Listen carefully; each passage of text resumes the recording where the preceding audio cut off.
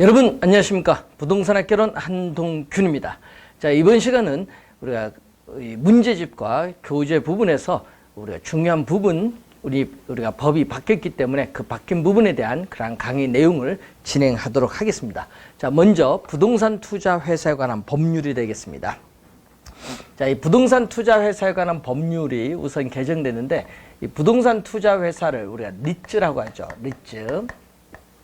자, 이 리츠인데, 이 리츠는 이 상법상 주식회사이기 때문에 이 부동산 투자 회사는 발기 설립의 방법으로 하여야 되죠.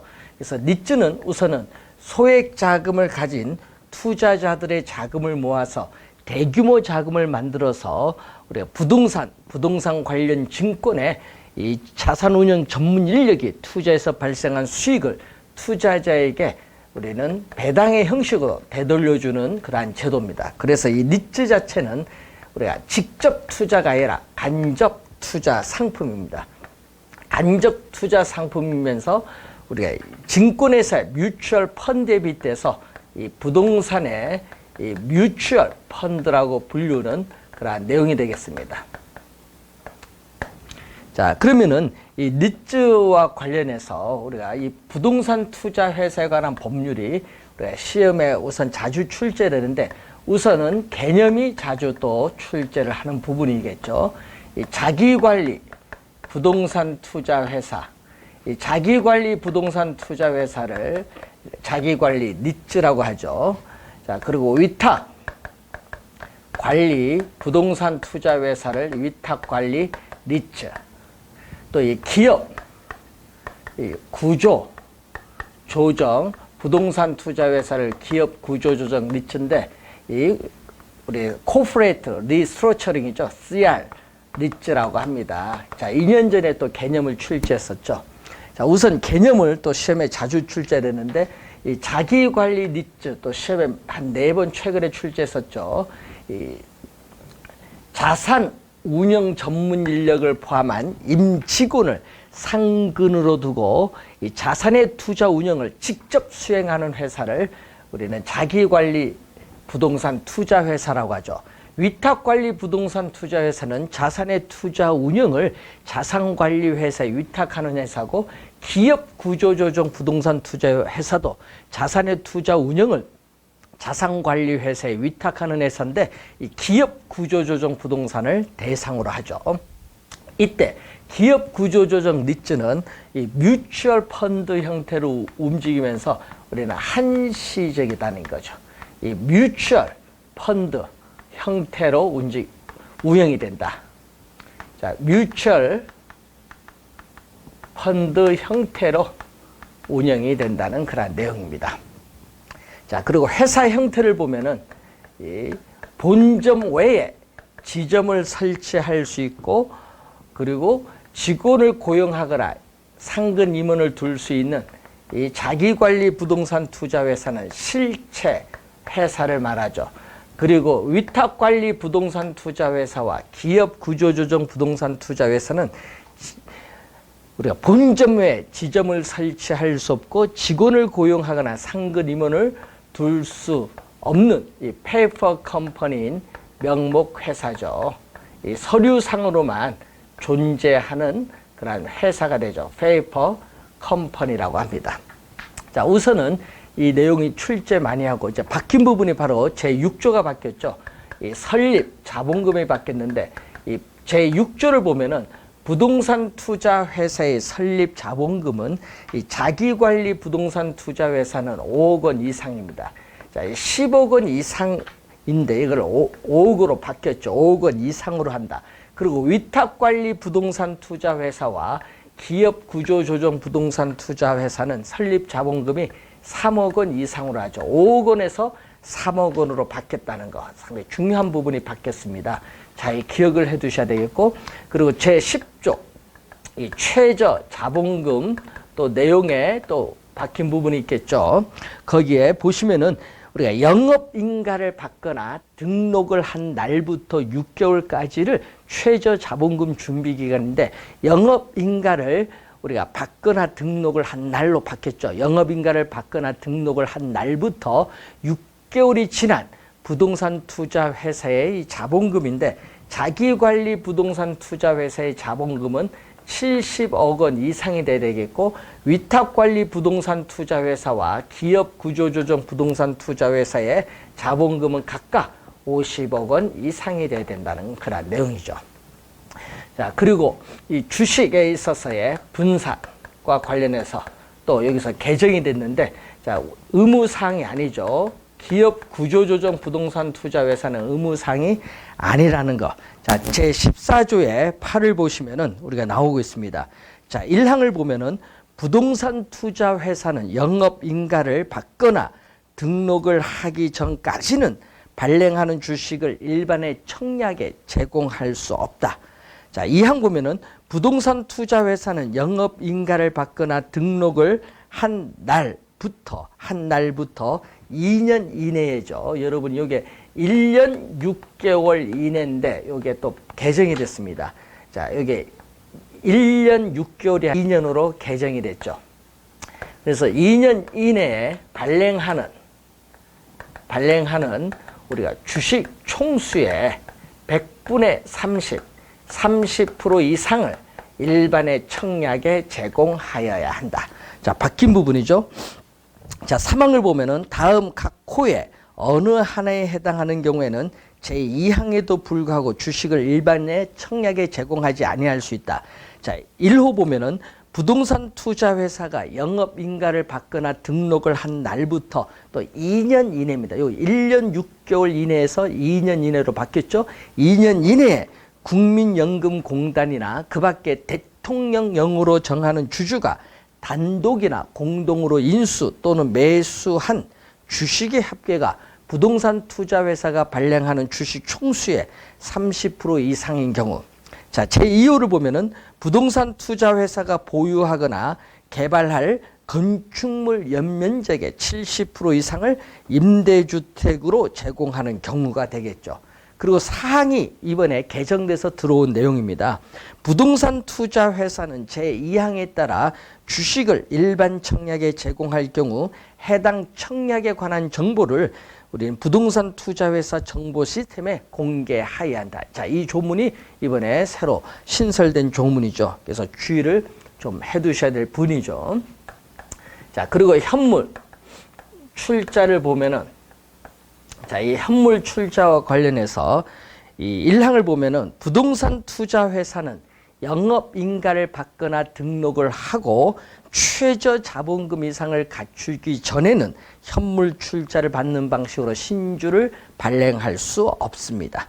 자, 2항은 부동산 투자 회사의 영업인가 또는 등록 후에 부동산 투자 회사에 현물 출자를 하는 재산은 다음 각 호의 어느 하나에 해당해야 되는데 잘 기억을 해야 됩니다. 부동산, 이 지상권, 임차권 등 부동산 사용에 관한 권리, 또 신탁이 종료된 때 신탁재산 전부가 수익자에게 귀속하는 부동산 신탁의 수익권, 부동산 소유권의 이전 등기 청구권, 또 공익사업을 위한 토지 등의 취득, 우리가 및 보상에 관한 법률에 따라 공익사업의 시행으로 조성한 토지로 보상을 받기로 결정된 권리인 대토보상권, 이 5가지 꼭 기억을 해두셔야 될 부분이 되겠습니다.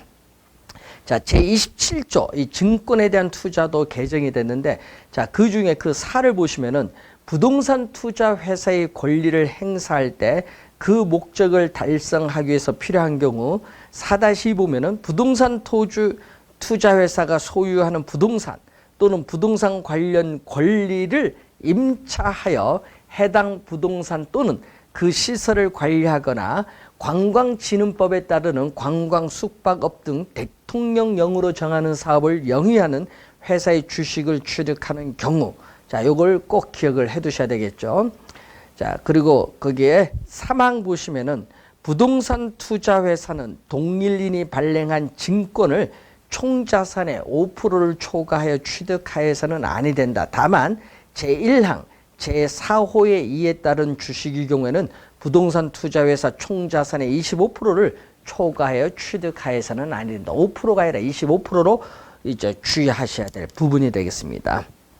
자, 이 관련해서 이런 내용을 우리가 바뀐 부분 좀 주의해 두시면서 문제, 몇 가지 중요한 문제 확인을 하도록 하겠습니다. 자, 문제 1번. 부동산 투자 회사와 관련된 내용이다. 옳지 못한 것을 묻죠. 자, 부동산 투자 회사는 부동산 등 자산의 운용에 관하여 회계 처리를 할 때는 국토교통부가 정하는 회계 처리 기준에 따라야 된다 하니까 틀렸죠. 국토교통부가 아니라 금융위원회입니다. 자, 국토교통부가 아니라 금융위원회라는 것. 1번 정답이 되겠죠. 자기관리 부동산 투자회사는 실체가 있는 회사이고 위탁관리 부동산 투자회사 및 기업구조조정 부동산 투자회사는 명목회사입니다. 맞고 자금 차입 및 사채 발행은 자기 자본의 2배를 초과할 수 없다. 자기 자본 2배 이내를 원칙으로 하죠. 자, 위탁관리 부동산 투자회사의 주주 1인과 그 특별 관계자는 최저 자본금 준비 기간이 끝나면은 발행 주식 총수의 100분의 40을 초과하여 주식을 소유하지 못한다. 즉, 이 주식 분산과 관련되어 있죠. 1인당 이 주식 소유 한도인데 이 자기관리 부동산 투자회사는 우리는 바로 발행하는 주식 총수의 30%를 초과하여 주식을 소유하지 못하고 위탁관리 부동산 투자회사는 40%를 초과하여 주식을 소유하지 못하고 기업구조조정 부동산 투자회사는 적용하지 않죠. 자, 이게 40%죠. 2년 전에는 20%로 출제했습니다. 자, 5번 부동산 투자회사가 부동산 개발 사업에 투자하려면 개발 대상 토지, 개발 방법, 그 밖에 대통령령으로 정하는 사항이 포함된 사업 계획서를 작성하여 부동산 투자 자문회사의 평가를 거쳐야 하며 부동산 투자 자문회사가 작성한 평가서를 부동산 개발 사업에 투자하기 1개월 전입니다. 1개월 전, 6개월이 아닙니다. 1개월 전에 국토교통부 장관에게 제출하여야 한다. 맞는 지문입니다. 1번 정답이죠. 문제 2번으로 갑니다. 우리나라의 부동산 투자 회사에 관한 설명으로 틀린 것은 영업인가를 받거나 등록을 한 날부터 6개월이 지난 자기관리 부동산 투자회사의 자본금 얼마? 70억 원 이상이 되어야 된다. 맞는 지문이죠. 부동산 투자회사는 주식회사로 하며 그 상호에 부동산 투자회사의 명칭을 사용하여야 한다. 하여야는 반드시입니다. 맞고 3번 영업인가를 받거나 등록을 한 날부터 6개월이 지난 위탁관리 부동산 투자회사 및 기업구조조정 부동산 투자회사의 자본금은 각각 50억 원이 이상이 돼야 됩니다. 맞는 지문. 자산 운영 전문 인력을 포함한 임직원을 상근으로 두고 자산의 투자 운영을 직접 수행하는 회사는 위탁관리가 아니라 자산관리 부동산 투자회사의 개념. 4번 정답이죠.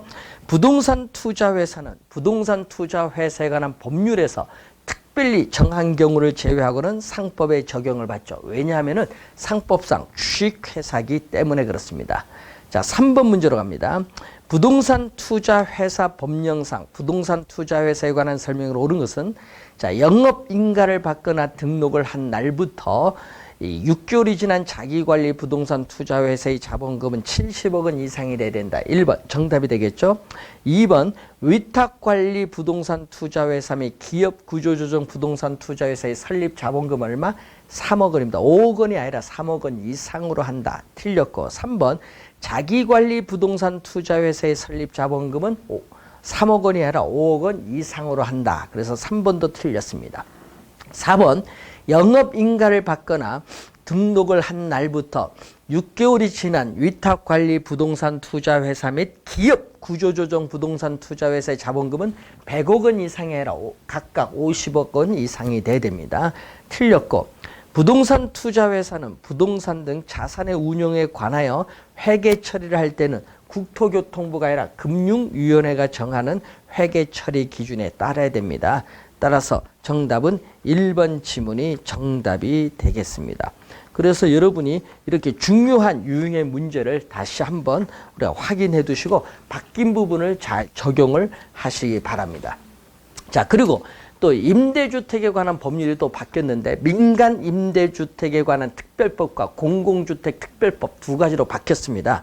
자, 그래서 이 용어를 한번 기억을 해 두셔야 되는데, 자, 민간 임대주택에 관한 특별법의 용어를 한번 보면은, 자, 여러분이 거기에 보시면은 민간 매입 임대주택이라는 게 있어요. 3번에 보시면은, 자, 임대사업자가 매매 등으로 이 소유권을 취득하여 임대하는 민간 임대주택을 민간 매입 임대주택이라고 합니다.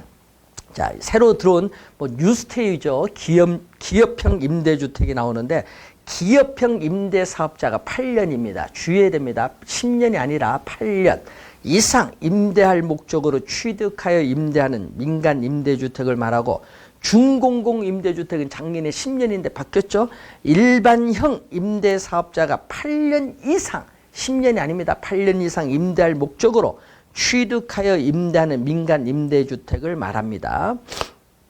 자, 여러분이 일반형 임대사업자가 8년 이상 임대할 목적으로 취득하여 임대하는 민간 임대주택을 중공공 임대주택, 단기 임대주택에는 용어가 들어왔죠. 일반형 임대사업자가 4년입니다. 5년이 아니죠. 4년 이상 임대할 목적으로 취득하여 임대하는 민간 임대주택을 말하고요. 자, 8번 보세요. 기업형 임대사업자란 8년 이상 임대할 목적으로 100호죠. 100호 이상으로서 대통령령으로 정하는 호수 이상의 민간 임대주택을 취득하였거나 취득하려는 임대사업자를 말합니다. 자, 일반형 임대사업자란 기업형 임대사업자가 아닌 자로서 1호 이상의 민간 임대주택을 취득하였거나 취득하려는 임대사업자를 우리가 말하는 그러한 내용이죠. 자, 12번 보시면은 기업형 임대주택 공급 촉진지구란 기업형 임대주택의 공급을 촉진하기 위해서 지정 고시한 지구를 말합니다. 자, 여러분이 민간 임대주택에 관한 특별법이 바뀌었기 때문에 한번 확인해 두시고, 자, 그리고 또 공공주택에 관한 특별법이 또 제정되면서 시행령을 한번 봅니다. 제2조에 용어가 나오죠. 자, 공공임대주택에 관련된 용어인데, 영구임대주택 1호에 보면은 국가나 지방자치단체의 재정을 지원받아 이 최저 소득계층의 주거 안정을 위해서 50년 이상입니다. 자, 영구임대주택은 50년 이상이다. 꼭 기억을 해야겠죠. 영구임대주택은 50년 이상 또는 영구적인 임대료죠. 50년 이상 또는 우리가 영구적인 임대. 자, 50년 이상 우리가 또는 영구적인 임대를 목적으로 하죠. 50년 이상 또는 영구적인 임대를 목적으로 공급하는 공공임대주택입니다. 자, 국민임대주택, 여러분 많이 귀에 익은 내용이죠. 영구임대주택보다는 소득이 좀 높죠. 자, 국가나 지방자치단체의 재정이나 주택도시기금법에 따른 주택도시기금의 자금을 지원받아 이 저소, 이건 최우에는 영구는 최저소득층이고, 요거는 저소득 서민의 주거 안정을 위해서 몇 년이냐 하면 이건 30년 이상이죠. 30년 이상 장기간 임대를 목적으로 공급하는 공공임대주택이죠. 자, 여기는 50년 이상, 여기는 30년 이상. 자, 확인해 두셔야 되겠죠. 자, 행복주택이라는 용어 뉴스에 많이 나오고 있는데, 국가나 지방자치단체의 재정이나 주택도시기금의 자금을 지원받아 대학생, 사회초년생, 신혼부부 등 젊은 층의 주거 안정을 목적으로 공급하는 공공임대주택을 우리는 행복주택이라고 하죠. 좀 요즘 뉴스에 많이 나오기 때문에 한번 확인을 또 해두셔야 될 용어. 자, 장기전세주택, 뭐 서울특별시 쉬프트라고 얘기를 많이 하는데, 국가나 지방자치단체의 재정이나 주택도시기금의 자금을 지원받아 전세 계약의 방식으로 공급하는 공공임대주택을 장기전세주택입니다.